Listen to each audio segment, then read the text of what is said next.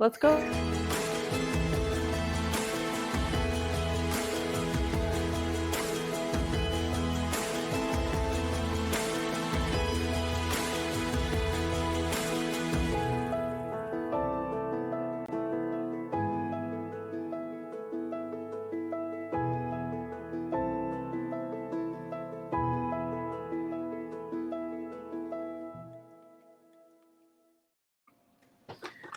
Welcome to Family Hour here on the YAHOWAH blog.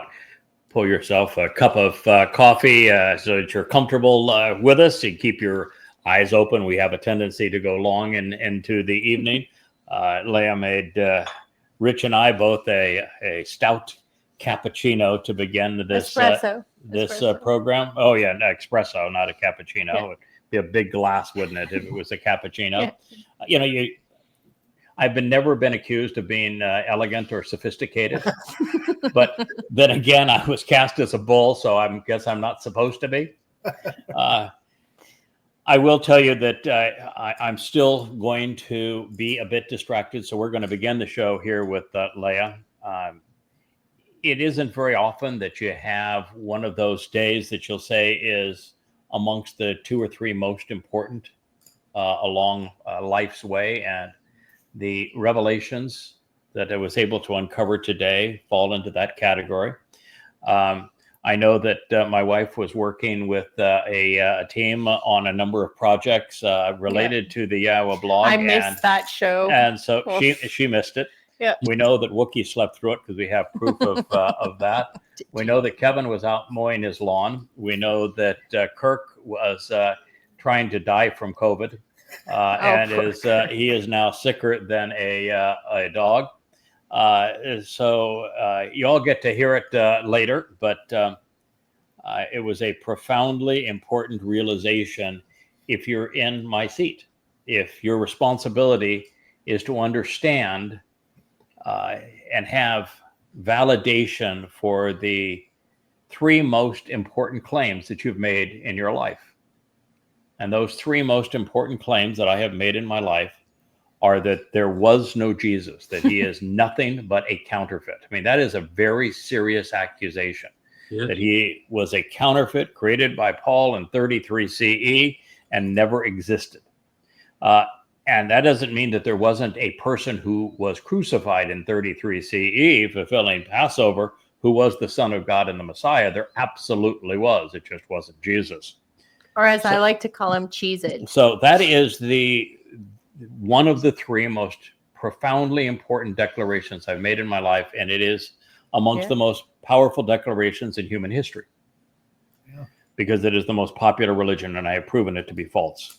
Second is that David is the Messiah and the Son of God, and that he was the one who in 33 CE fulfilled, as he had foretold, Passover, Matzah, and Bikurim, in year 4000 Yah. And not only recognizing that Dode is the actual Messiah and Son of God, but that he in his second to 3 lives was here in year 4000 Yah, 33 CE, to fulfill Pesach, Matzah, and Bikurim, is perhaps the single most important discovery ever made. And for those just tuning in, where is this found in the Torah? Is there lots of real estate where this is told? Oh, everywhere. Yeah. It's everywhere.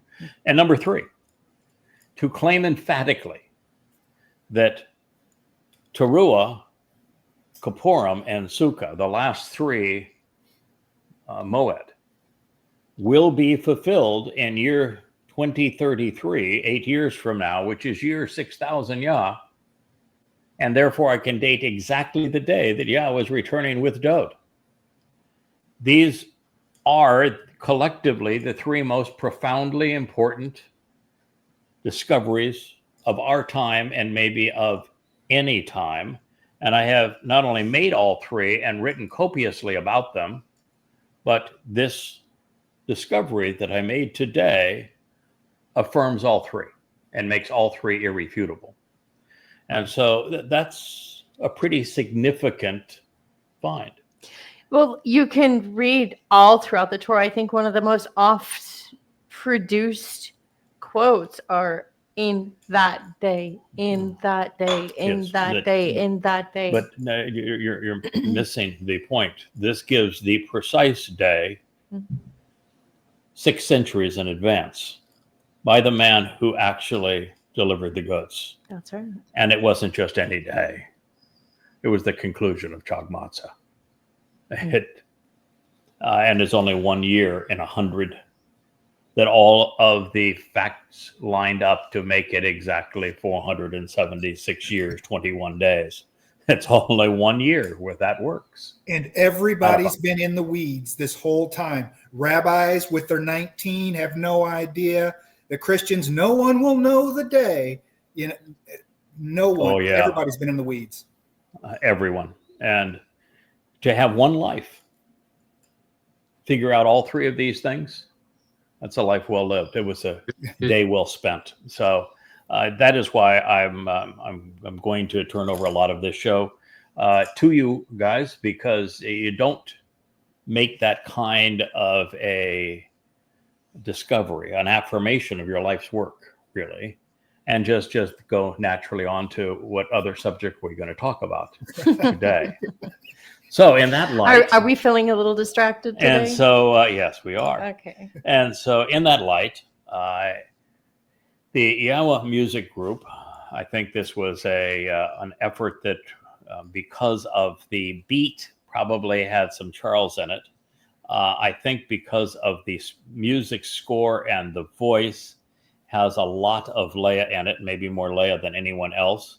I think there are some graphics that were probably group designed, but I see It's this all Leah. is mostly Leah. And the graphics for this song, it is a song that they would have thought, and Kevin, I know that you worked out all of the transitions so that the song will play effectively this evening and then on the YAHOWah YouTube channel this evening, where it'll be debuted as well. So it was a group effort, in the YAHOWah Music Group, and it one that they all thought I was going to hate because it has an EDM. EDM beat is powerful, but it has a vocal in it that is Haunting. just riveting. It goes right to your soul, and the lyrics are well, there's probably 10 words in the whole thing, right? Yeah. They're very simple. I wrote this song to get back to the very basics, because the things that we talk about on days such as these are very advanced learning. And I wanted a song that you could both almost like a lullaby, but with an EDM beat, because that's what Israel loves. But with a very simple message. And the song is called Zakar, which in Hebrew has one of 2 meanings. The most direct meaning as a verb is remember. Mm-hmm. And this is what Israel has not done. No. They have forgotten Yahweh, their God. And I wanted to remind And they've really forgotten everything that God told them in the Torah. They've forgotten it all, and they've forgotten everything the prophets told them. So it is remember. Remember who you are. Remember who I am as God. Remember how you told me to go away and shut up, that you never wanted to see me or hear from me again. Remember.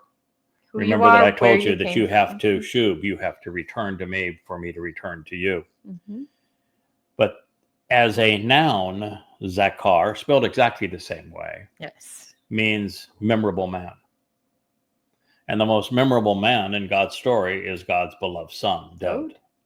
And clearly Israel and the world has forgotten David and what he represents, David. So the song is called Zakar, and it is a exceedingly unique song in the combination of elements. The vocal is not what you would expect with the EDM beat, but nonetheless works beautifully, I think, and the visuals are stimulating and really perfect. It's a play of light throughout. Without further ado, keeper of the cables, may we have Zakar.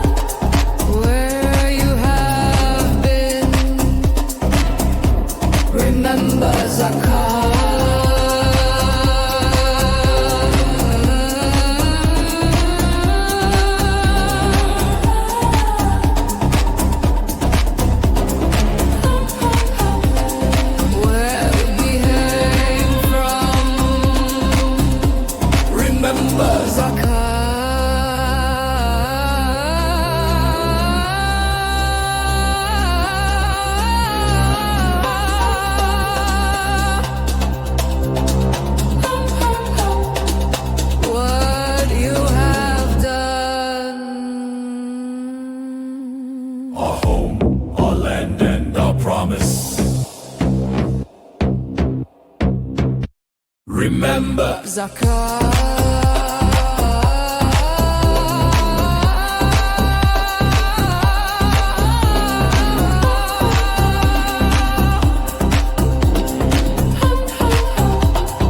Our King is Lord.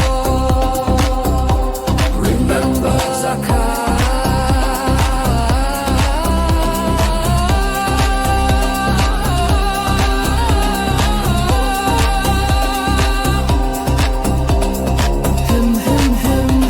Our Elohim is Yahowah. Remember. Zakah. Window Sabah. Wow. Well, yeah. That's some song. I agree. That is some song, isn't it? It's almost Yes. mesmerizing.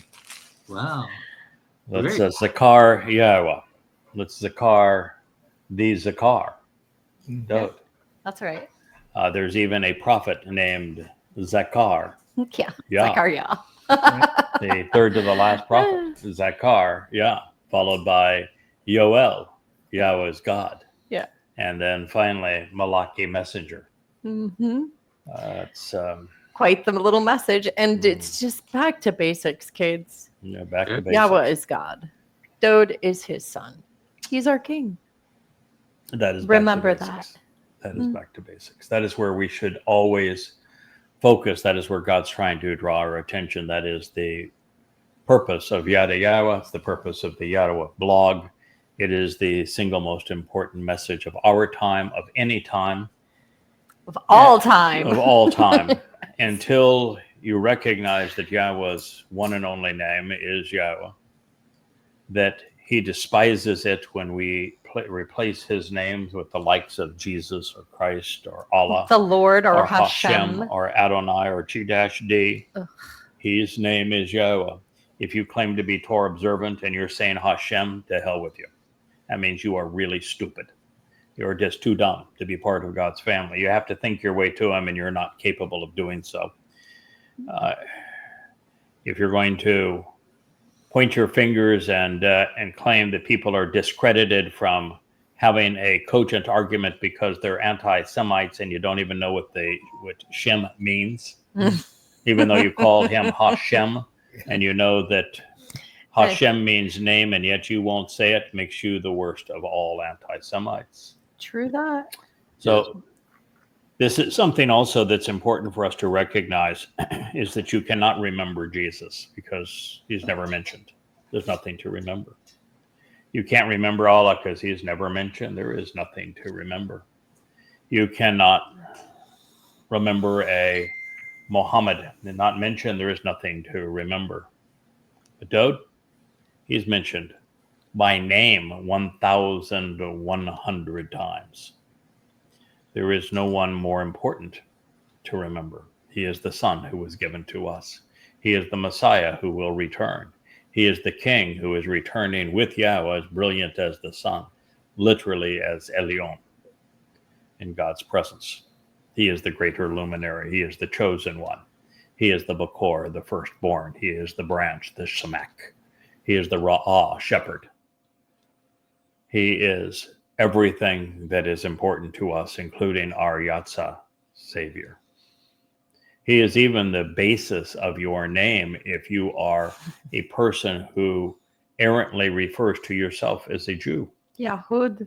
Because the name is actually Yahud, and Yahud is a compound of Yahweh's name and Dode's name. Yahud, it means Yahweh's beloved. It's a lot to process, isn't it? And We haven't acted very beloved, have we? in terms of Yisrael, no, you've been obnoxious to God. Mm-hmm. And Rebellious. God is obtuse. going to continue to be estranged from you. He said he has divorced you. He gave you the letter of divorce. It's in Hosea. He told you that you are no longer his sons and daughters. He told you that he is going to return to heaven, and he is not going to return to you until you return to him. And the prophecy is quite clear that you're not returning to him until the last days at the behest of his restoring witness, at which time you will finally return which means that all of this time you have been estranged from him. And if you don't think so, take a look around you. See Hmm. how the world feels about you. Mhm. Yeah, you're so fastly digging your own grave, Israel, that you're blinded by the dust of the bombs that are kicking up that debris in Gaza as you're burying yourselves. Netanyahu's decision to not only go back into Gaza, but to occupy Gaza is the most suicidal in Jewish history. It's going to rank worse in terms of its consequences than when Rabbi Akiba, the founder of Rabbinic Judaism, foisted a false Messiah on the world in Bar Kokhba It's going and to be a meat invited the grinder. wrath of Rome and caused the diaspora and caused the land to be renamed Palestina. And I say this because almost every nation on earth, and it will be more than 95% of nations, including the United States and every nation in the EU, China and Russia included, are going to vote against Israel, are going to isolate Israel, are going to stop doing business with Israel, and are going to side with the Muslims that perpetrated 10/7, because quite frankly, Israel, while you had every right to be angry, you had every right to try to seek recompense, you went way too far and way too long. And in the process, you turned the entire world against you. You buried yourself, and you still can't see it. I posted something on this yesterday, and I received more comments than any other post, and almost all of them were belligerent. Really? Right to you to tell us that we can't bomb Gaza into oblivion and celebrate it. Yeah.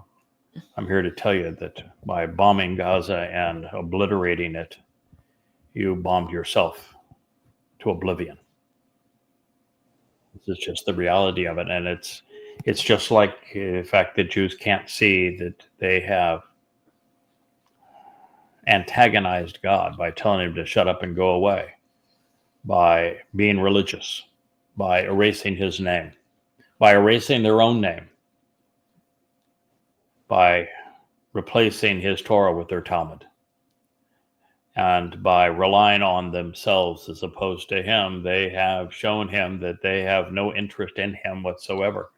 And the consequence of that's going to be grievous. And the reason I said it's the single greatest mistake in Israel's history is because, unlike Akiba's mistake that cost 6 million Jews their lives in the Holocaust, this time, according to the prophets, it's going to cost 2 out of every 3 Jewish lives. 10 million souls are going to die because of this insanity. And continuing to do the same thing and expecting a different result is insane.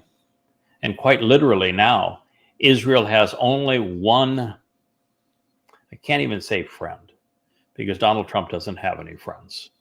Mhm. Donald Trump has future enemies. In fact, he has already, on multiple occasions, denounced Netanyahu. And the only reason he supports Netanyahu now is that Netanyahu helped him create the illusion that he won a war after having lost to the Houthis. And so he clings to him for the pretense of being a tough guy that can win wars, but he is going to abandon him, and for Netanyahu to make Donald Trump his last stand, again, is suicidal, because Donald Trump is the great betrayer. He is the Torahless one that the prophets have spoken. In that regard, there is no question. And so for your prime minister, Israel, to have hitched your future to the man who is spoken of throughout the prophets as the copper confabulator, as the great betrayer, as the Torahless one, the one known to Christians as the Antichrist. Oh, that was insane too. All right, we're going to continue our program. Wookie can't wait. You can see he is giving us rapt attention here, and we understand that we are playing with a broken Kirk. He caught COVID from his wife. Nice to share that with you, Kirk. Oh, honey, you know, couples share everything. Yes, Leah has shared COVID with me in the past. Yeah. All right. These things known, as we continue, the subject of the next two sentences is revealed here in Daniel. We're in Daniel 7. Adroitly identify the culprit here, recognizing that when the second verb, ada, was conveyed using the hefel stem. A hefel stem, this is one of the challenges. I want to tell you that rendering Daniel is the ultimate challenge. It is an enigma wrapped in a puzzle, all enveloped in a conundrum. There just is nothing more challenging than this. And the 7th chapter happens to be written in Aramaic to make it worse. A little harder. Now you for you have to learn Aramaic vocabulary and stems to do this. And so the hafel is the Aramaic equivalent of the Hebrew hifel. And the hifel stem means that the subject causes the object to perform like a secondary subject. And it was written in the imperfect conjugation, which speaks of ongoing action, as opposed to the perfect, which would be constrained over a period of time. So with the object of this being his governmental authority, the otherwise unidentified he, because this was written in third person masculine singular, is the one who is judging and convicting the copper confabulator. And so you really have to understand the grammar here to know who is the one acting and upon whom are they acting. So with this stem, the subject is causing the guilty party to suffer the consequence of his egregious crimes against God's people. And therefore, he is the old guy who the object or the subject here is the old guy who intervenes in the 22nd verse to save the remnant of Yisrael from the Donald dumpster. I know a guy. Yeah, you know a guy. Yeah, Yahowah has a guy. I know a guy. Yeah, and like Yahowah has at times chosen youngsters. Yirmiyah and Dode were chosen as youngsters, but for the most part, he likes working with seasoned citizens. It takes a long time to go through the aches and pains of life. Wisdom and experience are worth something. Right. Someone posted, and I think it was Mariah, but I'm not positive, posted an image with a statement that says, wisdom is never deduced from being right. It is learned from being wrong and overcoming it. And so this is it's a called lesson. Experience. Yes, it is. It's life is full of them. Yes, and that's why Yahowah likes working with more mature people who have had challenges and they have overcome them. It's what builds confidence. It's what builds the kind of things that Yahowah likes to work with. And I would assume that all of us in this room and in this video have had moments in their life where they were wrong and had to overcome some obstacle, and we grow from it. We grow confidence, we grow character in the process. So this says, then he will resolve disputes and he will sit in judgment while retaining the ongoing authority of the king to decide. He will continually seek justice to condemn, settling this issue justly. Appeal, imperfect, third person masculine singular, the man will actually judge, exercising good judgment, and make decisions on an ongoing and unlimited basis. So he will take away and remove, appeal and annul, this is the verb ada. He will abrogate and curtail in the hafal, imperfect, third person, masculine singular. This man will cause the authority of the Torahless one to be taken away forevermore. So I'm grinning like a Cheshire cat over here because Yeah. I know that I'm going to get front row. So It's he gonna be will take delicious. away, remove, repeal, and annul his government authority and his mastery, being terminated and eradicated, to vanish, ceasing to exist, and perishing by the restoring witness in the end of time. This is Daniel 7:26. So the he who is doing this to the him is the restoring witness. The timing is the last days. And the person whose governmental authority is being terminated and he's being eradicated is the Donald Dumpster, the copper confabulator. The judge is, of course, the restoring witness, the same person the adversary's advocate bludgeoned to death earlier this same day. Sometimes you just can't win by losing.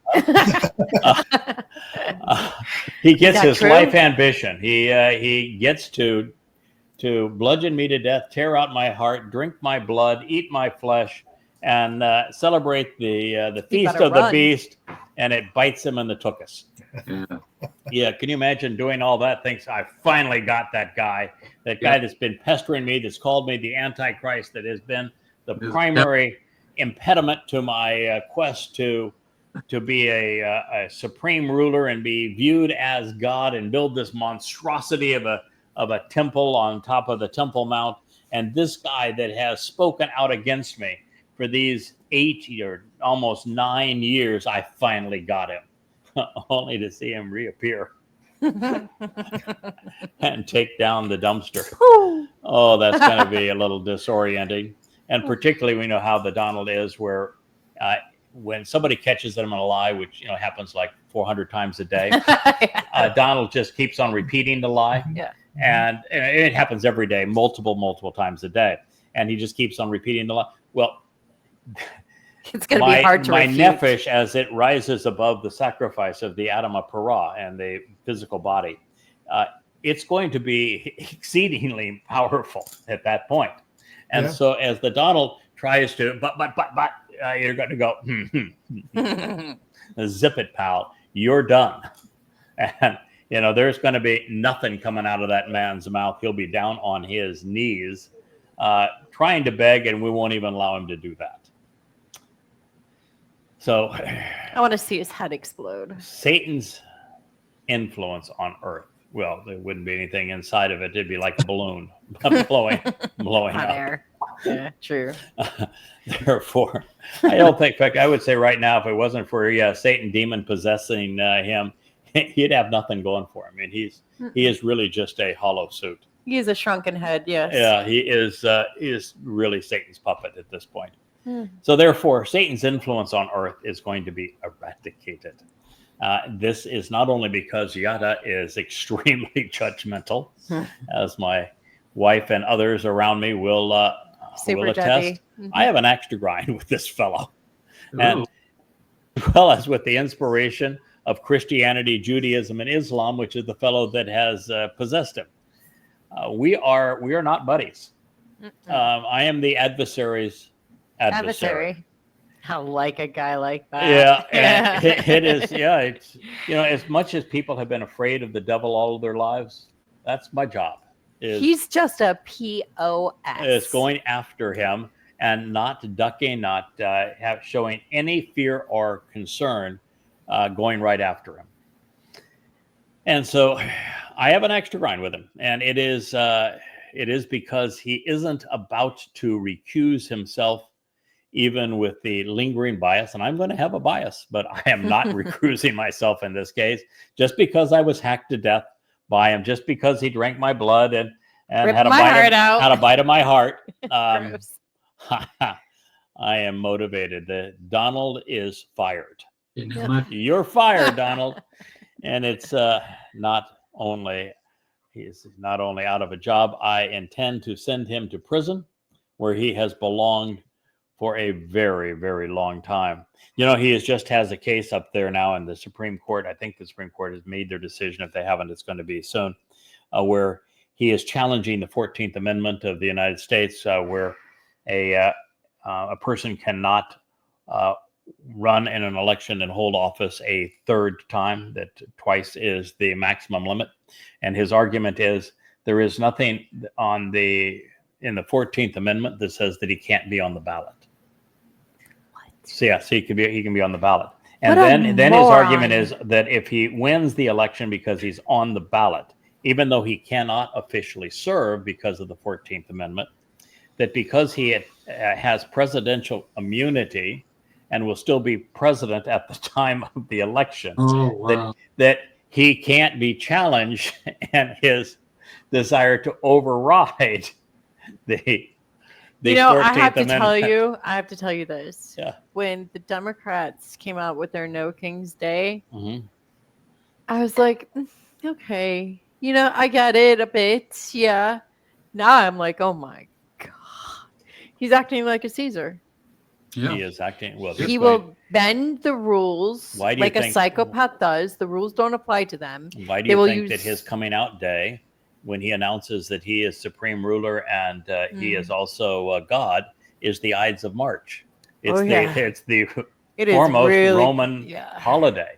A holiday.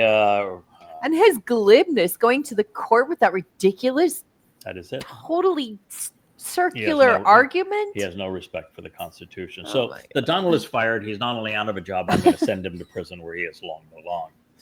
From a broader sense, Dode's Bashar Herald is going to be responsible for administering justice, not only at the conclusion of this period, but prior to it as well. And I think the job requires it forevermore.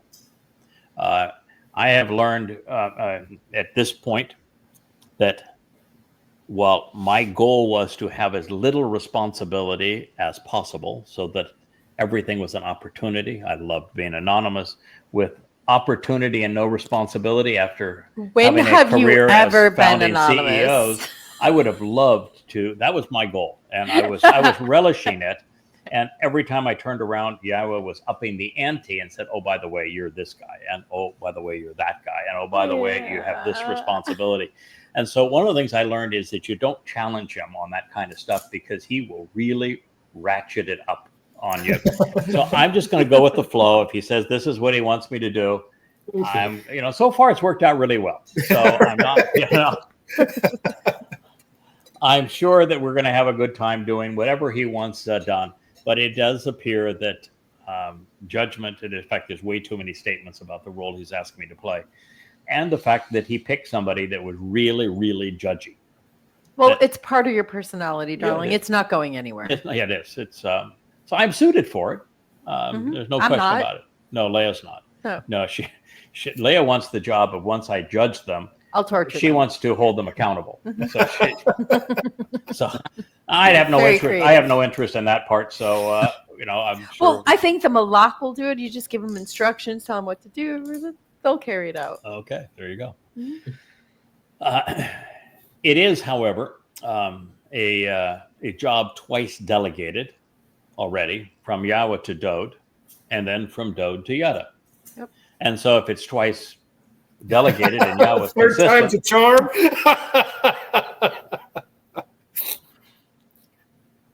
settle up, boys and girls. Okay, so I have recorded the evidence in Goddamn Religion and Twistianity, as well as Babel, for the prime candidates, the founders of Christianity, founders of Islam, and the founders of Judaism, which, by the way, happen to be the same fellows. Yeah. Rabbis. Yeah. The rabbis across the board.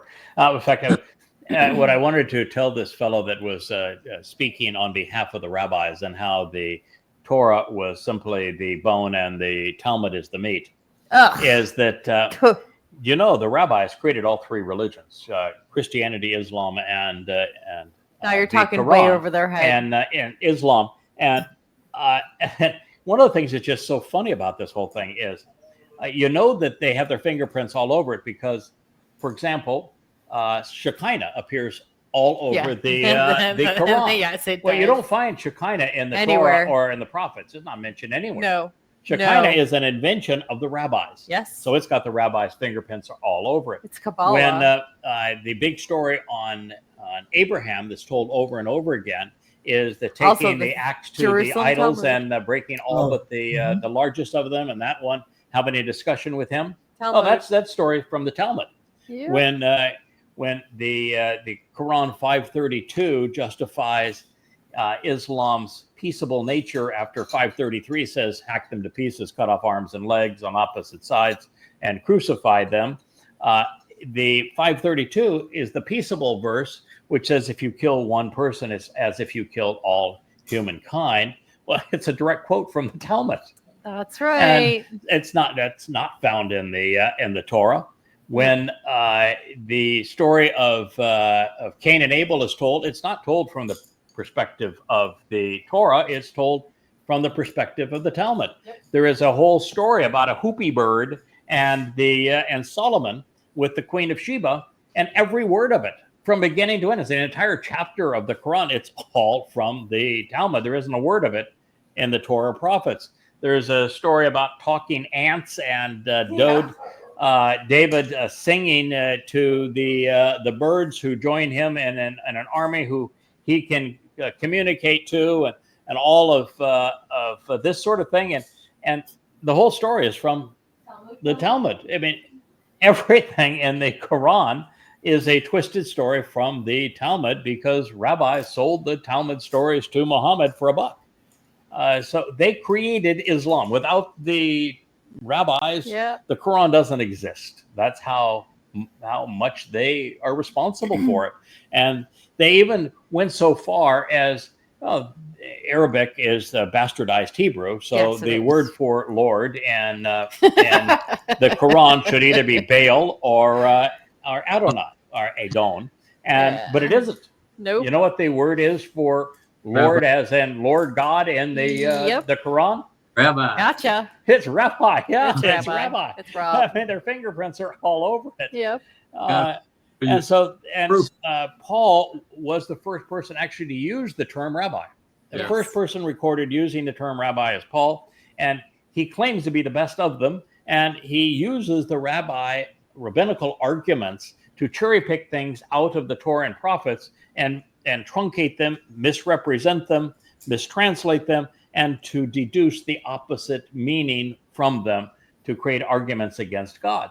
The whole New Testament is indeed a rabbinical argument against the Torah and prophets. Against Dode. And against David. Mm-hmm. So the rabbis created all three of these religions, and I have the goods on them. That's right. And having the goods on them, I'm not going to delegate Paul or Peter or Luke or Mark. I want them, and I want Akiba, and I want Maimonides, and Baal Shem Tov. Mm-hmm. That piece of crap, he is mine as well. And of course, Muhammad and his first caliph for having perpetrated genocide on Jews, raping all Jewish women, selling Jewish children into slavery, and then murdering 200 million people, 1/3 of the Earth's population in the first 100 years of Islam. I've got the goods. I've written, 13 books with the evidence. So I'm going to take them, and after that we can delegate the rest of them. But there'll be some fun cases like I have a very long Pope list Pius of B-roll actors. The 12th and his support of Adolf Hitler ought to be really interesting. There will be some popes that were particularly vicious to Jews.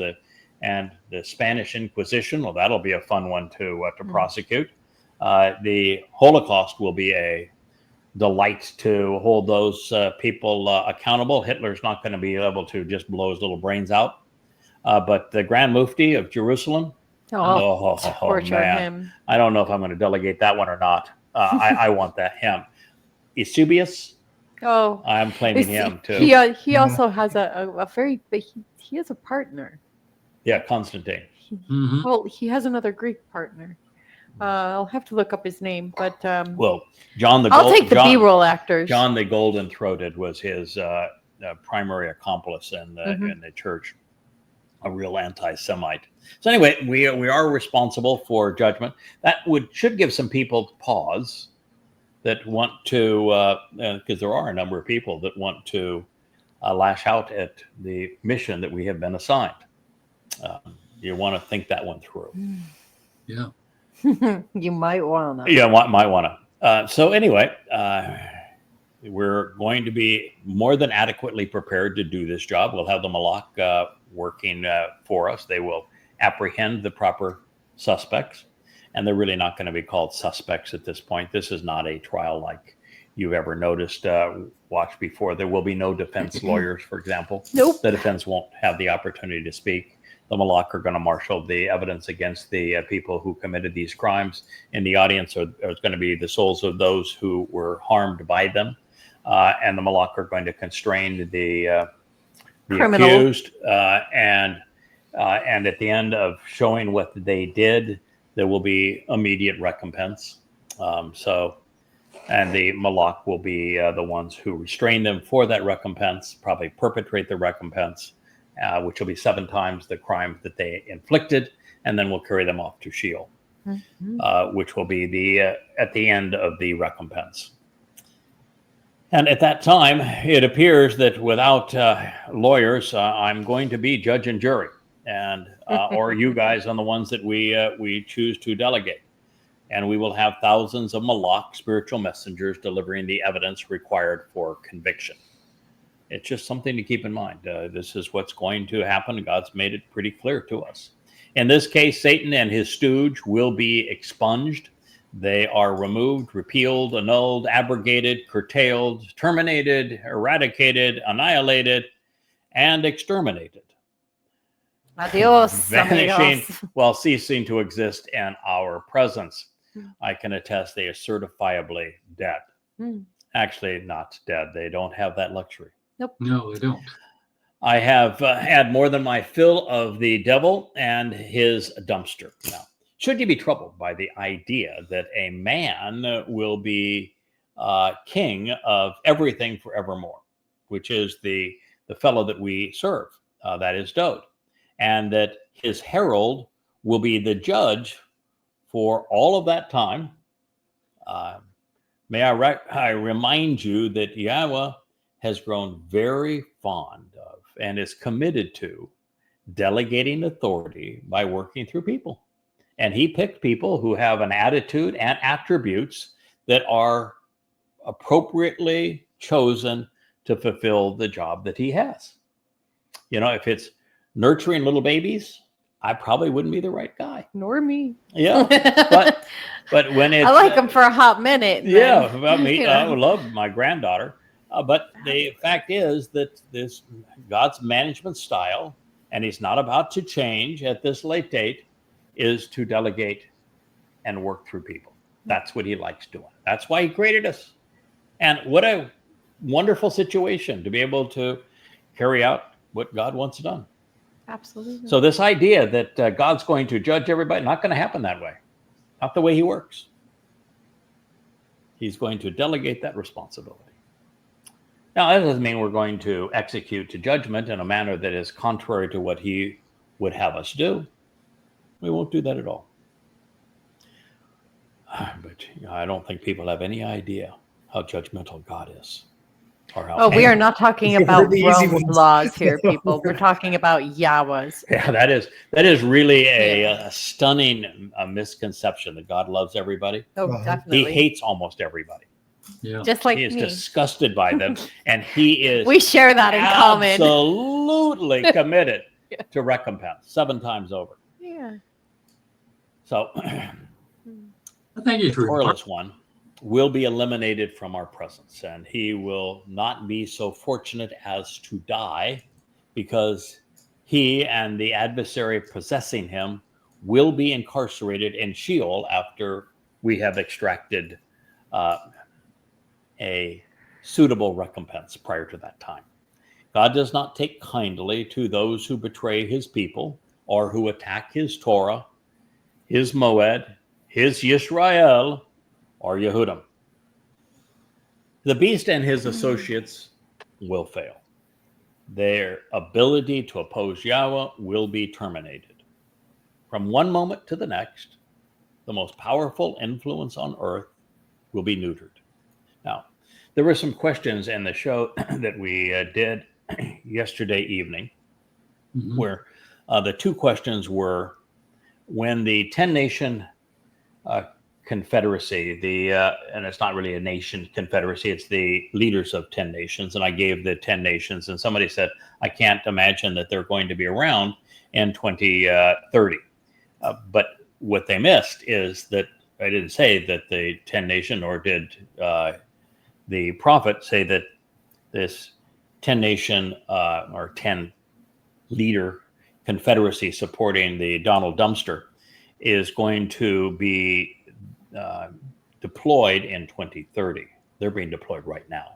The prophecies we're talking about in terms of the rise of Donald Trump to demon-possessed Antichrist, Torahless one who betrays Israel is right now. Yes. He is putting together this consortium of leaders will be developed over these next 6 months. Yeah. And Really? so this is right now. And second of all, there was this question, I can't imagine that he's going to be the supreme ruler of the world, considering how many forces would be opposed to him, like Russia, like China, like Iran. And at this point, the Donald Dumpster has turned the world against him. It doesn't say at any place he's going to be supreme ruler of the world. That is a Christian myth. That it He is. is going to claim supreme rulership over Israel, and he will have other people bidding his ascendancy to control over Israel. And it actually says that there's going to be 10 times the number of people opposed to him that are attending to him. Wow, yeah. So he is not a Popular. supreme ruler of the world. He is a supreme dictator over Israel. And that is what is really interesting, because Donald Trump has gone from being popular enough because of his Donald Trump 45 was a decent president from a point of view of what he accomplished, while his mouth was indecent. But Donald Trump 47 is demon possessed. He has nothing in common with Donald Trump 45. And he has managed to lose everyone but the most beguiled of the MAGA. And so he is exceedingly unpopular now in America. But there's one place in the world where his popularity is very high, where he has a 2/3 approval rating. Israel. Only one country in the world, Israel. Yeah, he could flee to Israel for all we know.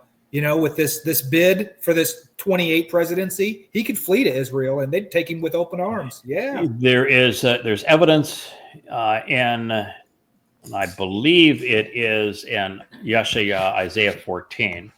But in the text that we're going to review, it says emphatically that he destroys his own country through wars that he starts. So he could, in 2030, flee America because it's destroyed and come to Israel as the supreme dictator over Israel. And then he will, of course, announce on the Ides of March in 2030 that he is a god. So this is just to set the record straight. He's not supreme leader of the world. That's a Christian myth. And number two, the timing of this is right now. That is why we're able to solve these riddles and explain the text. I've got still a few more to resolve, and I'm going to continue to work at it over the next week. So once everyone has been afforded the opportunity to evaluate his or her options pursuant to the sacrifice of the red heifer, which happens on Towrah, it will be time to move on. The earth will be transformed into the conditions experienced during the Garden of Eden. It will be populated by the mortals who have been prepared to exist in Yahweh's presence during the millennial celebration of Sukkah. And I think it's important to say that I had always perceived that the happiest day on earth and the most important day going forward was going to be Yom Kippurim, when Yahweh returns with Dowd. And that's half true. The great day of Yahweh, when Yahweh is the happiest that he has been in his entire existence, is when he returns with Dowd to a cleansed and purged remnant of Yisrael on Kippurim, for the wedding of all time of taking his people and making them his again through his beloved son. But that's not the most important day on the calendar. Most important day on the calendar is Towrah. And because Towrah, without it, the rest doesn't happen. 20 profoundly important things that happened on Towrah. And it's Towrah that make all of this possible. And it is Towrah that is the fulcrum for which everything is dated as it relates to the timeline that is provided in Daniel. And until you understand the power of Towrah, this greatest show on earth, you really can't deduce the answers that we have presented thus far in this material. But it is Towrah that makes it possible for there to be a Yom Kippurim. And everything that Yahweh has said and done on behalf of Yada, his choder, the Nakri, who will serve as the Adamah Parah, is all specifically to enable his return with Dowd on the day of reconciliations. It's all for that purpose. If we did not perform as God intended, he would not return. The earth would be destroyed. That is what is writing on this. This is not something that we can, pretend that we can take a few hits and take a vacation and not be bothered by attacks on our mission. No, the entire future of the earth is dependent upon this. Now, we're not in this alone. Yahweh has his seven spirits supporting us. We are now a team and a family pursuing this. But this is really the life and death of the planet here. And all of the little environmentalists that want to say, we got to do something to save the planet. Well, this is how you save the planet. You want to save the planet? This is how you do it. And that is why Towrah stands alone. Towrah does. It is. It's exceedingly important. It is. It's the last ingathering. It is the sacrifice of the red heifer. It's the day that all the remnant of Israel last chance for romance is brought into Jerusalem. It's the day that they're all purged so that the adulterous woman can be betrothed to Dowd. It's the day that all of Israel's opponents are incinerated. It's the day that the Goyim that have the right attitude and attributes are brought into Israel as well to serve as the workers of the millennial Shabbat. It's the day that all Israelites who remain religious are exterminated. It's the day that the Adamah Parah is sacrificed. It's the last day of Hasatan here, possessing the Donald dumpster and fooling the world.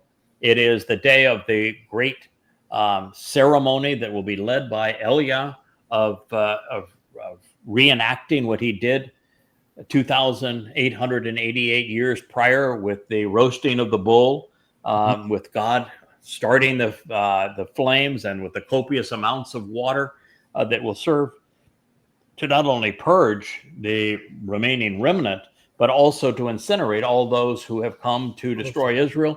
And at the same time, the entire earth is transformed in the conditions experienced during Eden. The roasting of the bull. Oh my goodness. And then at that moment, we have 10 days to prepare for a wedding. That is so unfair. Well, it's suck it up, Buttercup, as they say. You got 10 days to prepare for a wedding. I mean, there's a lot going on. This is the most extraordinary time in human history. It's the greatest show on earth.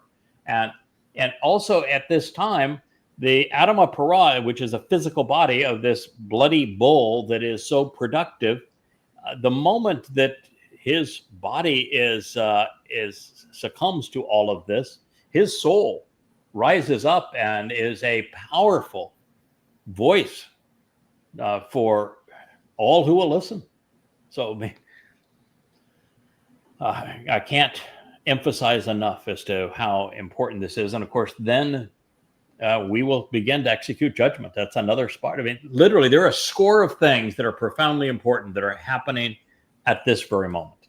I think culturally, if you're Yahud, you understand, you have a cultural understanding that middle Moed is important. We just don't understand it. Yeah, well, Shabuah is actually the middle one. It's Towrah is one of the last three in the fall. Yeah. But the other thing that is just to have an appreciation for this, the guy that is the herald of the day of the herald, he's a goy. Yeah. And that's because there were no Jews that would do the job. But I think it's more than that. I don't think it's just that God chose a goy by default because there were no Yehud that were willing to listen to him. Well, that is true. I think he did it for a lot of reasons, and I think he's happy with his pick, and we're going to see this. I'm through. happy with this pick. Yeah. Because you know what? A Yehud would back down. I think so. We're too soft. You're hard-headed, but soft-backed at this point. You Overreaching empathy. Yes, it's why you're so easily played by the Yes. Muslims Yes. relative to your hostages. Yes. You respond with your heart and not with your head. Mhm. And this is a job that one has to do with one's head. Israel is called the woman. Yeah. So Well, even Yahweh says that Israel is like a group of people that are all women. Mhm. And listen, Yahweh loves women. One of the favorite people in the story is Ruth. Another favorite person is Deborah, who's got some serious skills. And Sarah is the better half of Abraham by a long shot. There's some marvelous women in this story, but Yahweh refers to Israel as a gaggle of women at the end, because what he's trying to say is there's no masculinity in you. There's no backbone. Men have different roles, and he's saying you don't have it anymore, Israel. So then sovereignty and empowerment, along with the plethora of rights, including the highest status and an increase in magnitude, will be for those who will reign under the entirety of the heavens. This will be given to the set-apart family of Dod as the Most High, because it's Elyon. His kingdom and sovereignty, his power, will be an everlasting and eternal right to lead. whoop, whoop. And all of those who are empowered and authorized will respectfully approach and revere him while listening. This is Daniel 7:27. By the way, it's not delivered by Daniel. This is delivered by three different men. In this particular case, there are two. It is Gabriel, who is Dod, and Michael, who is Yada. And they're working together to deliver this because they're talking about what they are going to accomplish. They are experts in this subject because they are this subject. Yeah, they are the subject. All right. So the beauty of all this, while the Day of the Herald is all about Yada, and it's all about the Nakri, is all about Dod's Bashar, Herald is all about, of course, the Day of the Herald would be about the Herald, right? One would think. It's about the Zeroah, who is responsible for this harvest. It's about the Adamah Parah, which is this bloody red and productive bull. Once we move past Towrah, it is not about the herald anymore. No. He is then relegated to a herald, and very, very happy about it. He is no longer in charge, and want to be the happiest day of my life at this point when I'm no longer in charge. Elyon's coming back. It is your responsibility. Here are the kings of the kingdom. Yeah, it's all yours, baby. You are the king. Yeah. Yes. Good luck with that, pal. You got the short straw on this, baby. And this is the way we're going to be forevermore. So you're the guy. I'm looking forward to a nice vacation. Oh boy, yeah, I'm going on a sabbatical. We'll see you later. I don't think we'll get a sabbatical right at that time. We'll get one, but not right then. So then, sovereignty and empowerment, along with a plethora of rights, including the highest status and an increase in magnitude, will be for those who will reign under the authority of the heavens. So what he's saying is that it's not just about Dode as our sovereign. It's the way Dode works as our sovereign. It's the exact reason why Dode, as the son of the sovereign, son of Yahowah, will manage forevermore the way Yahweh has worked with us, which Yahweh says, all right, I own the universe. I created the whole thing. All life, everything is mine. And I want to give it all to you. And then rather than you being restricted in your lives and in your capabilities, I'm going to make you just like me. I'm going to empower you and enrich you. You're going to be a 7-dimensional creature just like me. And I'm going to give you the whole universe. It sounds relationship and not a religion. Yeah, I'm going to assign you my malach. They're going to be your responsibility. Yeah. We're going to be family. We're going to go out and really have a great time in doing all of this. That's Yahweh's approach. And so Dode's approach is going to be the same. He is the sovereign. Yahweh is delegating everything through him. And what he is saying is, okay, everybody is going to be empowered. There's going to be a plethora of rights. Rather than having the way that civilization and monarchies have worked up to this point is one person has rights and no one else. Everybody else has to do what the king says, including the queen. Everybody has no rights. And the more you move down the caste system, the less rights people have. And again, this says, nope, going to be exactly the opposite. Everybody's going to be empowered, be a plethora of rights, including the highest status and increase in magnitude. We're going to go from 3 dimensions to 7. And it's for a time for those who can reign under the entirety of the heavens. And this is all going to be given to the set-apart family. And the set-apart family of Elyon. And Elyon, you have to pay attention. It really doesn't mean as it is rendered because they're just not thinking it through.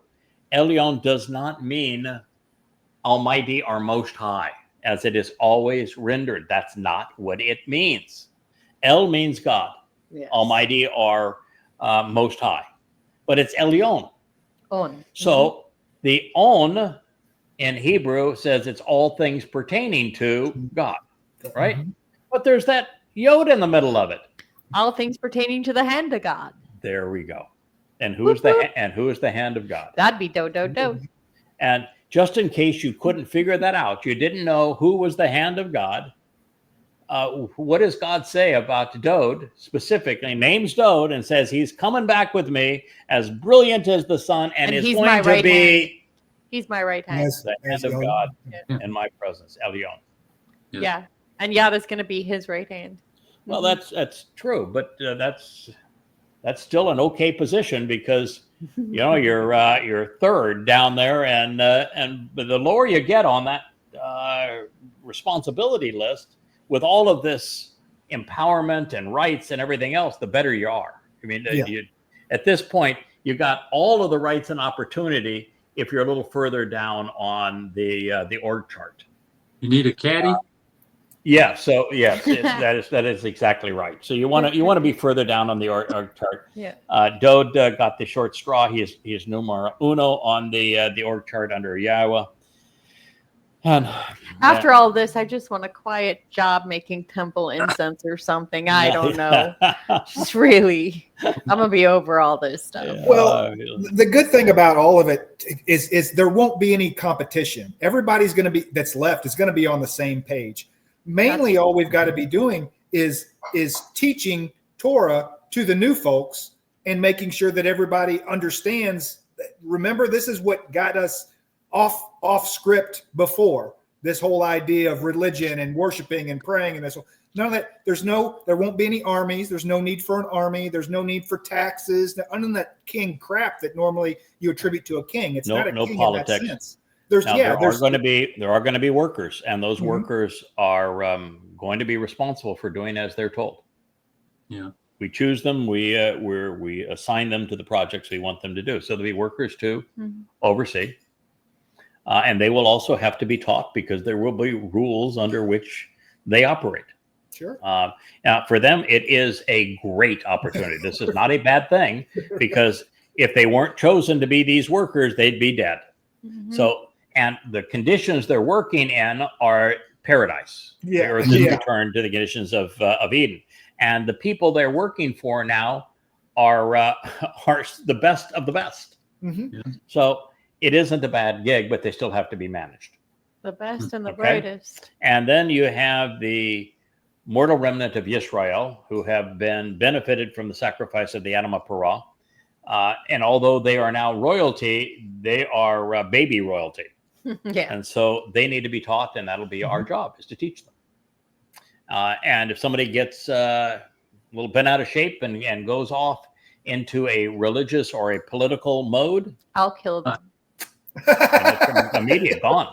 And so you have to be able to make that decision because that is what we're told has to happen in this particular case. They are mortal. They're not immortal. They don't become immortal until such time as they make a genuine transition over time through teaching to being covenant and accepting what has been offered previously, and God's going to give us the Torah on that, and we will delineate. So you are correct that the job is much easier, but you have to have some appreciation, Kevin, for where I'm coming from, because where I'm coming from is very much where Dode and Moshe came from.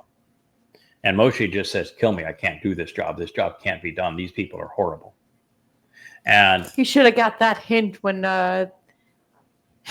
when they complained about him killing the Egyptian. And that was your first. Well, that's red why he flag. didn't want to do the job to begin with. And Yahowah talked him into it, and he did it. And then he came to Yahowah and said, "I told you this was a terrible idea. And now look at it. I was right. You were wrong. It's a terrible idea. This job can't be done. I don't want to do it anymore."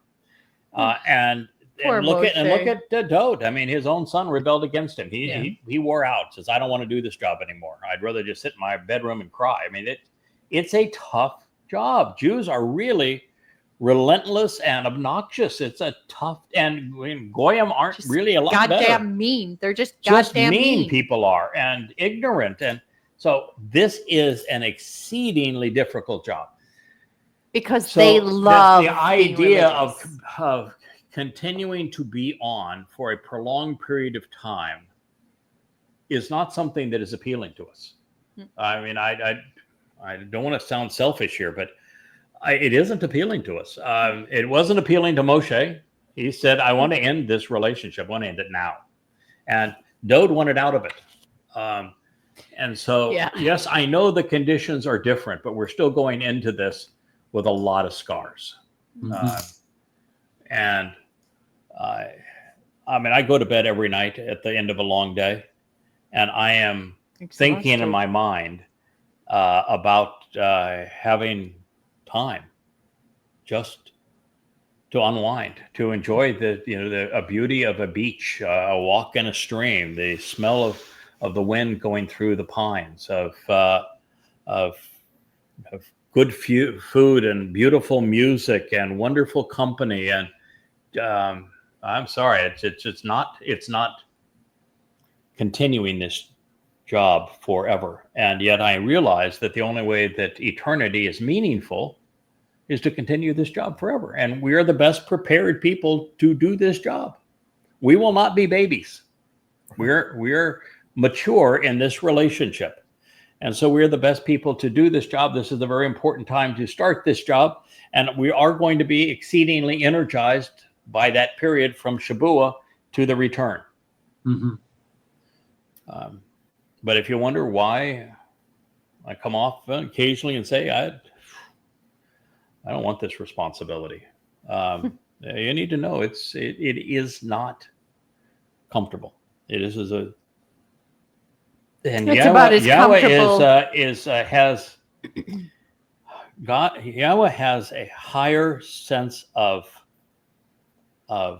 valuing what we're capable of than we do independently. I mean, I've always had a very high confidence level that we can get this done, but Yahowah has this ability to say, you're capable of a lot more than you think. And we're going to continue to up the ante and going to show all that you really can do. And it's important. And in the end, you're going to be glad that I increased the series of the responsibility. I think we've all come a long way. Like, Yes. it's really, even in the past 6 months. Yep. So this will be be given to the set apart family of Dod as the hand of God. His kingdom and sovereign power will be an everlasting and eternal right to lead. We are never going to vote. Never going to vote. Good. There is not going to be a constitutional crisis here. No, Dod is sovereign forever. he's He right. the one. And it is the best form of government because he's going to empower everyone with tremendous rights.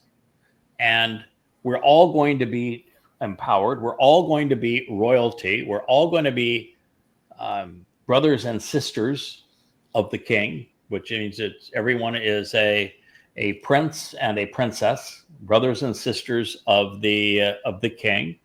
And so it is going to be an extraordinary circumstance, but Dod's in charge.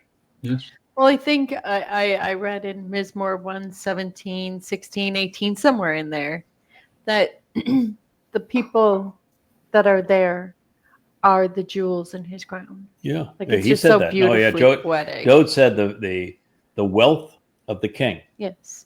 is in his family and his people. Yep. And that is what we're providing the king. That is our job, is to providing the king's wealth. So while the king is going to give us the wealth of the universe and empowerment and enrichment, We're going to bring him a bunch of little babies. We're actually providing him what he says is his wealth, which is Yes. his family, his people. Yeah, that's right. In fact, we deliver all of them. Yep, we got the goods. That is our job. Wow. And so it is a symbiotic relationship. Sure. I mean, literally, we're providing the king with his wealth, and then he's giving us everything that he has. So it is symbiotic. It's going to be mutual appreciation. Yep. And all of those, and that, by the way, means that everyone who is working now as part of the covenant family and is dedicated to conveying this message on behalf of the future covenant members that are Dod's extended family, the jewels in his crown, are all going to be exceedingly important to and respected by and Yahowah appreciated by Yahowah knows, the king. and Yahowah knows who you are. And of course by the king's father. Yeah. And all of those who are empowered and authorized will respectively approach and revere him, and they will listen. What this says is that Dod was right. What Dod realized is that if he fulfilled Pesach Matzon Bekurim in year 4000 Yah 33 CE, he will have gained the one thing that will mean the most in terms of him being able to do the job of being king forevermore. He will earn everyone's respect because there will be no one there who hasn't benefited from what he has accomplished. Absolutely. When you are there because of what he's done, Right. yes, sir, I respect what you've done. Thank you. And yes, you want to speak? Listen, we got here by listening to you. Why do we want to change that now? Right. Yeah, Not only that, they will love him. They will genuinely. Oh, we're love all him. going to love him. Yeah. We already do love him. Yeah. And one of the things that makes Dode so lovable, he's like us. Mhm. Yeah. He's approachable, Flawed. flawed. You know, he's head and heart. He is inspired. He is articulate. He's brave, man. Talk about going into an adventure. Wouldn't you like to go to an adventure where you're going to explore a new universe and conceive life, and you're there with a guy that turned out to be as brave and courageous and dependable and capable as Dode? Yeah. Right. I think that's going to be really cool. Yeah. And by the way, Yahowah's going to tag along with us. Wow. What a crowd. Yahowah said, I'm going to continue to pay attention to and focus on my son for eternity. Yeah. So Well, wherever the sun goes, Yahowah's going to be there.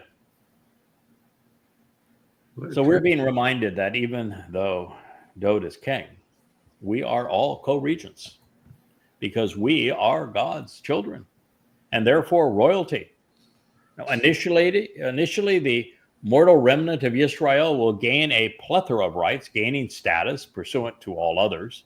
And then to inherit the universe, we will have to be substantially enhanced in capability and empowered so that we can be immortal and transition these great distances by being energy-based. But most of all, we will be family, Dodes, brothers, and sisters.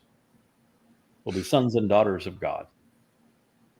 And we know this because upon his return, Yahowah revealed that Dode will be Elyon, the most elevated influence of God among us. This is the grand beginning of what I like to call happily ever after. Well put. Now, what's important here is that Patak serves to validate a conclusion that we made together quite some time ago when trying to understand why Dode would volunteer to serve as the Passover lamb and then go into Sheol, hell, to fulfill unyeasted bread. And those are the two most gruesome sacrifices that any human has ever made. Mm-hmm. Why would he endure being beaten to a pulp by the beast of Rome and then endure the most excruciating form of death ever known, crucifixion? And that was the easy part. The hard part is being burdened with our guilt and taking it into Sheol, which is like a black hole where time is entirely different than what we experience it. And yet he realized that this would be the only way to lead Israel for forevermore and to earn their respect. And nothing engenders more appreciation than inheriting eternal life and the universe which Dode made possible. So thank you, sir. Yes, sir. Now, if we could only get more people to listen to his Mizmor. And as I shared in our program yesterday, I came to realize why it is also important for the Adama Parah, this bloody red bull who was so productive, to also be willing to do the same thing Dode did, to allow his corporeal body to be hacked to death. Because by doing so, it says, I trust and rely on Yahowah. And not only do I trust and rely on Yahowah, I care enough for his extended family to offer myself for them. And the benefit of it is the one thing that is so uniquely Yahowah. If you do something magnanimously, as Dode did, as I will do, for the right reason, demonstrating that Yahowah can be trusted in all things and in the most important thing, with life. Yeah. And that you care enough for what he cares about to make a sacrifice on behalf of his children. That if you do that and you're offering this, that God's way of dealing with those who serve his interests in this way is to give them infinitely more than what they gave. They don't do it for the Outcome. reward, No. but that is just God's style. You know, Dode did this. He fulfilled But Pesach isn't and that the Matzah. style of a good parent? And so when Dode fulfilled Pesach and Matzah, God says, you're it forevermore. I am giving, you are literally going to be me with the people forevermore. This is the ultimate sacrifice, the ultimate proof statement. This is what Abraham and Yishak did on behalf of the covenant when they went to Mount Moriah, times an infinite amount, what Dode was willing to do in this regard. And to a smaller degree, but still for the same purpose, it is the opportunity at the Adam of Perah. Mm-hmm. And it's just the way that God responds. Yep. And for everyone that is supporting this effort now, God's going to say, okay, you devoted years of your life to making what was important to me possible. And so now, here is your reward. And you can't You stop can it. refer to me as Princess Leia Yes, from now you on. you cannot. Yeah, there you go, Princess Leia. Yes. That's there you go, Princess Leia. I'm happy to do so. Salute. Consider me Han Solo. And no, I'm not wearing the outfit.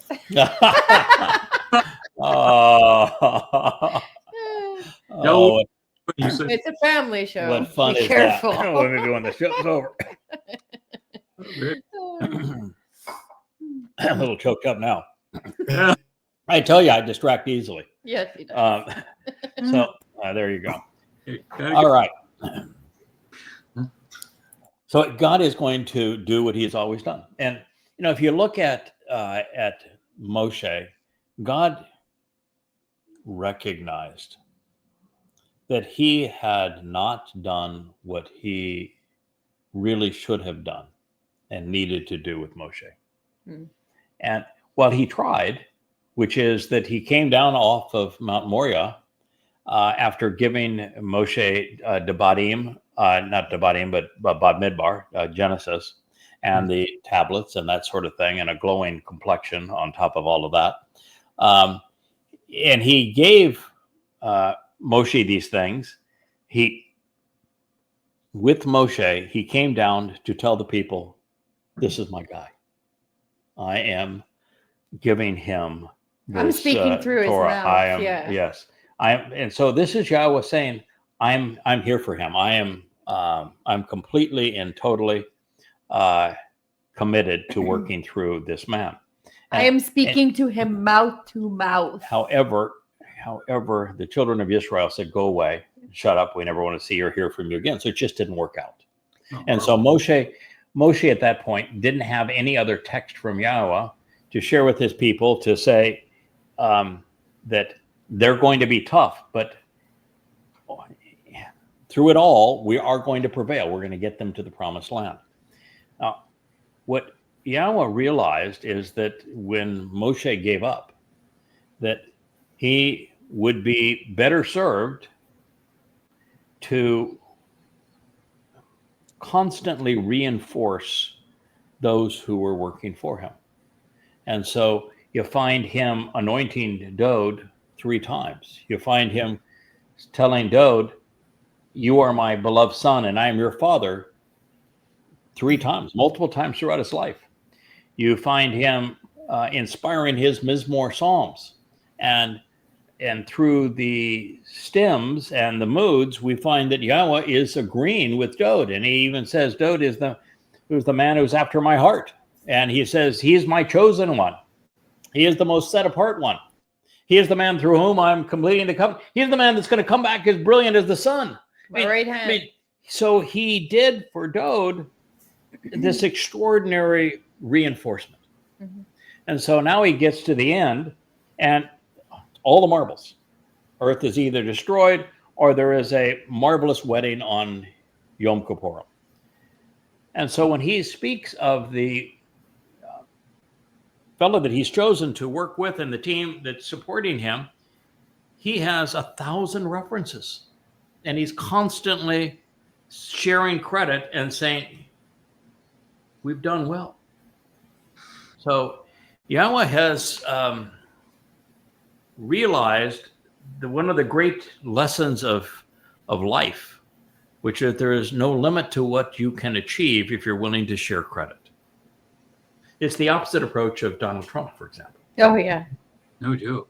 There is no limit to what you can achieve if you're willing to share credit. And Yahweh does it better than anyone has ever done it. And this is with what he's doing here. He's constantly reinforcing this. So now we know why Dowd volunteered. He could see this as well. He realized that this was the best thing to do, that if he sacrificed on these 2 days, he would have all eternity to reap the benefit and could actually do the job. It wasn't really totally magnanimous and it wasn't totally selfish. It was the only way to get the job done. And so Dowd made our life in this universe possible. So since it is a big job, and since Yahweh does not want anyone to work alone, we are encouraged and we are rewarded, even respected, for serving alongside Yahweh's beloved. The best way to accomplish this is to listen to him and show our gratitude for what he has done. Throughout time, no one, including Moshe, has rivaled Dowd's ability to lead and to teach. It kind of goes back, guys and gals, to something that I have tried to convey many times. When Yahweh said, I chose Dowd, and I chose him for reasons that are different than the way men and women choose other men and women. Mhm. That at that point, our primary goal in life, not just an important goal, our primary goal in life should be to figure out what it was about this man that caused God to say, I choose him. Yeah. This is a man that I dearly love. This is a man that I love so much. I am his father. He is my son. And so what was it about Dowd? What are his attitudes? What are his attributes that cause him to be so valuable to, so favored by, so chosen, so loved by the creator of the universe, and so effective working alongside the creator of the universe, that they accomplish so much? And so what I constantly said is that if you want to accuse me of a bromance with Dowd, just fine. I don't think there's anything more important to find out what is it that makes him unique. Mm-hmm. Well, he was really smart. He was Yes. right. He was right about God. Mm-hmm. Yes. He was really articulate. Yeah. Great musician. When you read his Mizmor, he is super judgy. Yeah, he is. He is not trying to please everybody. He I says, know. I hate them. I despise them. I don't like this. I want to But mock them. this I love. Yeah. Yeah, God, I want you to take care of them. Eradicate these people. Get him out of here. They're counterproductive. Mhm. Yeah. So he's not tolerant at all. No. He is courageous. When Israel needed defending, he was right there. Mhm. He loved Yahweh. He wanted to devote his life to Yahweh. And so these are unique attributes. He was a man who was both head and heart. I Doesn't think mean everybody that Yahweh deploys is equal parts head and heart. that's But this man was. We're both way more head than heart. You and I are both. Yeah, yes, both of us. We are. Yeah. But there are Dowd, I think, was well. I think he was a lot more head than heart. He was had a very Robust processor. robust heart. He was also a very, very emotional man. We just don't have the luxury of being emotional right now. This is a time where No It's- time to cry, no time to rage. it's got to Just be time- it's got to be in here. Yeah, there's no to time. get it done. There's no time to cry. No. And so it is important for us to recognize what are the attributes of Dowd that caused him to be so beloved by Yahweh. And of course, every time that Dowd would speak about Yahweh, he always spoke about him using his name. Mhm. So Always. that is an enduring quality. And he always wanted to do and be in the center of Yahweh's will for his life. He was a student of the Torah. Mhm. He wrote the 119th Mizmor, Beautiful. which is an alphabetical portrayal of the Torah with the 8 sentences, each devoted to each of the 22 letters in the Hebrew alphabet in alphabetical order. That's a systematic evaluation of the Torah, if there ever was one. It is one of the most beautiful ways to and clever ways to tell Mhm. someone not familiar with Yahweh's plan, his nature, the Moed. It is stunningly beautiful. Of course, he was a student of the Talmud, right? No. Just checking. He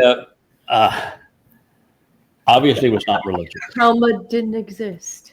Was not religious, No. and he observed. He was really into a relationship. many, Yeah. and he was always defending God's people. Yes. So there are lots of attributes here that we are wise to consider in this particular case. He was a very good student who became a very effective teacher. And throughout time, including Moshe, no one has rivaled Dod's ability to lead and teach, particularly in challenging times. Also, he is the one who united Israel, did he not? The only. Yeah. Okay. And he is the one who came to develop the city of Dod, which is the city of Jerusalem. The He only. did acquire the Temple Mount, did he not? The only Yep. one. Why would have put him with money? Mm-hmm.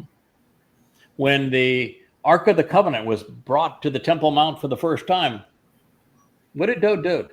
Do you Dan? recall? He Dancing. ripped off his clothes and danced. Yeah, but he also dressed up as the high priest, Oh yeah, but yeah. Priest. and he danced and he sang Mhm. as Obed-Edom Yeah. brought the Ark of the Covenant up. Obed-Edom, of course, is an interesting name because Obed means one who works, who does, who engages on behalf of Edom, Mhm. and it's the man from Edom that ultimately saves Israel.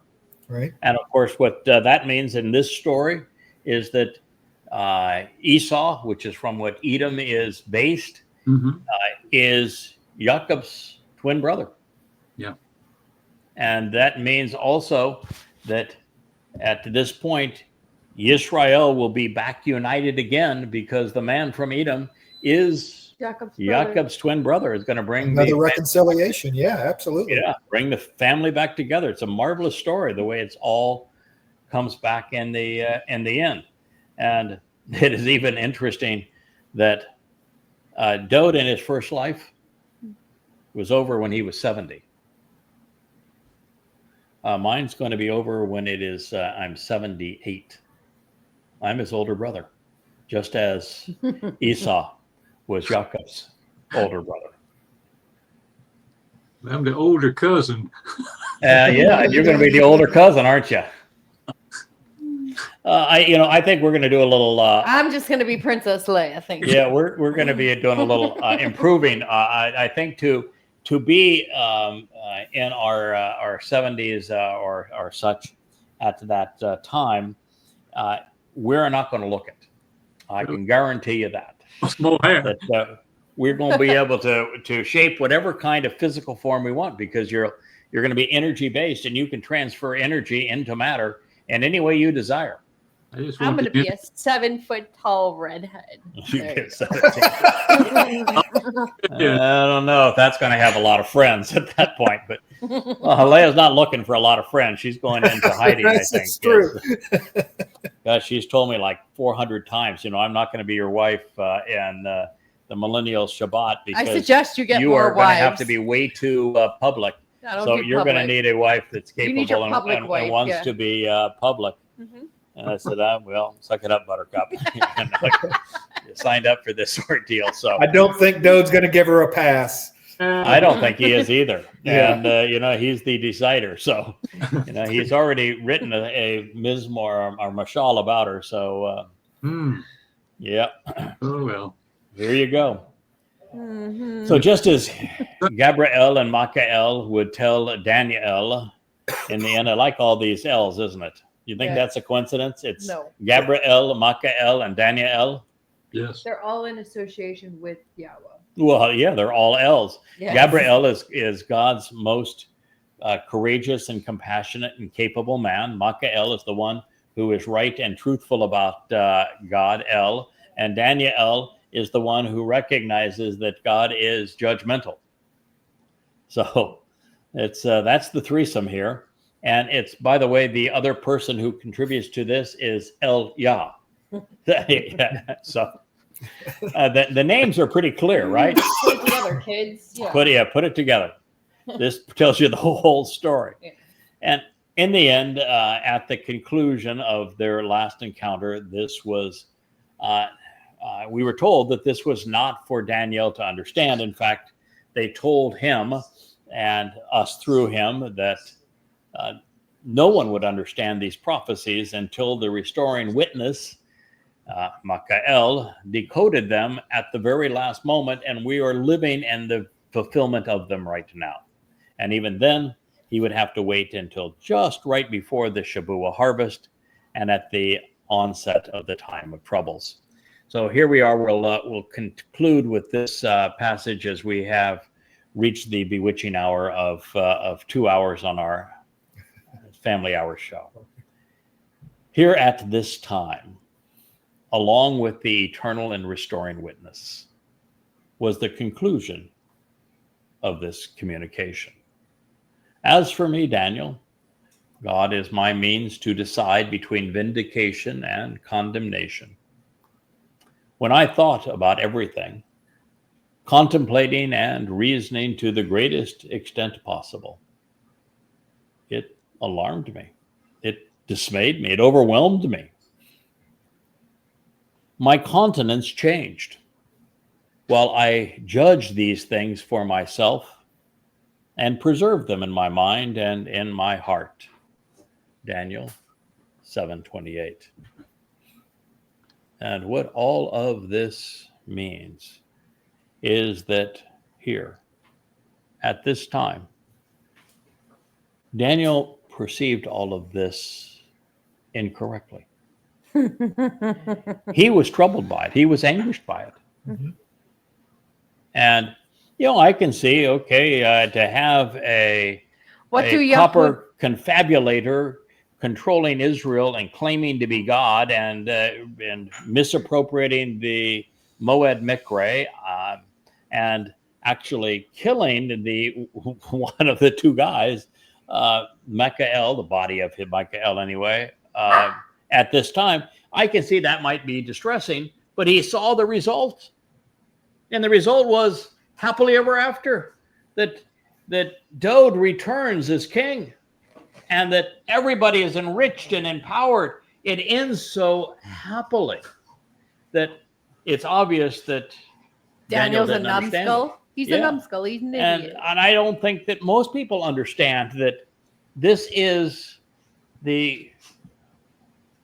such a wonderful series of events. The earth is being transformed into the Garden of Eden, and we're going to be able to camp out with God here on earth for 1,000 years, and we're all enriched and empowered as the very children of God, as his sons and daughters, as the kings, princes and princesses. This is as good as it gets. Yeah, I don't know that Daniel got the entire picture. Like a lot of the prophets got taken forward in time and we're seeing stuff. He's pretty much being dictated to. He's being told the story. So, because it didn't have to make sense to him for him to be able to do his job. Hey, Daniel, write this down, Yes. Daniel had one job. Write it down. And then he was told, I want you to write this down in a way that nobody understands it. Mm-hmm. And he did, man. I want to tell you, it is. Keeps you up at night. I've been doing this for 24 years, and this is the most difficult of all text to translate. I'm dealing with one right now where the transition is just impossible. It is the second half, and it is in the second half of Daniel 9:26. For those that don't know, 9:26 is the one which is so powerful about saying what Dode is going to do is Hamasiach. And then it transitions in just the next word to what appears to be a presentation of the Torahless one. But is it? And so now you're going back and saying, well, I really need to think about this, because it can be presented in one of two ways. It's the telling the story of the sacrifice of the restoring witness that leads to a positive thing. But then it goes from there to talking about this covenant that's going to be affirmed with many, which is the story of Satan's control, possession of Donald Trump to carve Israel into pieces. And so, you're looking at these things and you're saying, now, this is really a challenge, and you want to be right about it. Yeah. So you got to look at it from all possible angles, and there just is nothing that compares to this in terms of difficulty. And I know that if I had tried to do this even a year ago, you're going to miss 90%. You're going to be wrong on almost everything. Right. It just takes too much of a foundation of prior understanding and a very unique perspective of this time and what God is trying to achieve and who the players are. But this idea that, okay, so you have the Spirit of Yahweh in you should just be able to look at it and say, well, that's what this means. But that's not the way it works. No, there are prerequisites to learning Daniel that must be in place first, and a full understanding before it makes sense. And I really think that there was a time lock on this. There was absolutely a time lock. But Yahweh's Spirit enables Chokmah and Bien,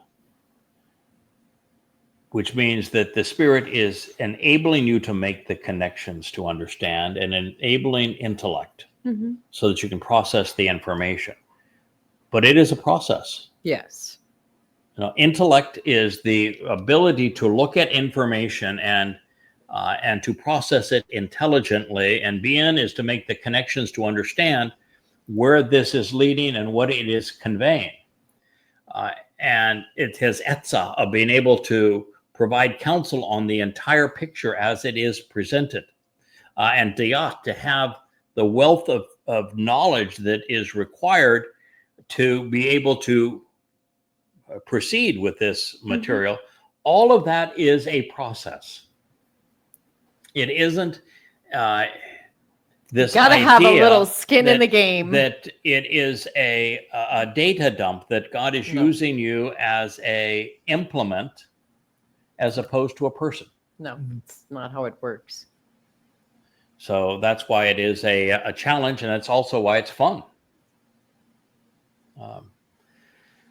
So we have reached the end of our program. It started off with a beautiful song and a bit of inspiration in terms of the confirmation of our message and mission by a revelation that Gabriel Dode makes in the ninth chapter of Daniel. And he's taking us to a marvelous place here at the conclusion of the 7th chapter. So we'll move into the 8th chapter, which is very powerful. We're also going to investigate Isaiah 14 again on the spirit that is possessing the Donald. And there is so much more to learn and to affirm. And what a great story. What a great time to be able to tell this story. And I hope you've enjoyed my swimming pool there, Kevin. I love the pool. Absolutely. Yep. Yep. It's it's a little bit with all these lights, it's hard to see, but yes, the lights are on in the pool outside there. And we need to have a master of a keeper of the cables to show that we do in fact have a Rich here. Richie Rich, the keeper of the cables, is there. He is. It's hiding in the background. Yeah. Looking very handsome. He just came back from getting his everything trimmed up and looking very, very elegant and stylish, the most handsome among us. So we're grateful for this opportunity to be together with you as a team and to be able to be part of I'm telling grateful to be God's here. story. Yeah, what a thrill to be here at this time, engaged in this mission and serving our King and his Father, our beloved God. Thank you for listening. Have a wonderful Shabbat, wherever you may be. We look forward to being with you tomorrow. Good night, Good y'all. night. Shabbat shalom. Shabbat shalom. Feel better.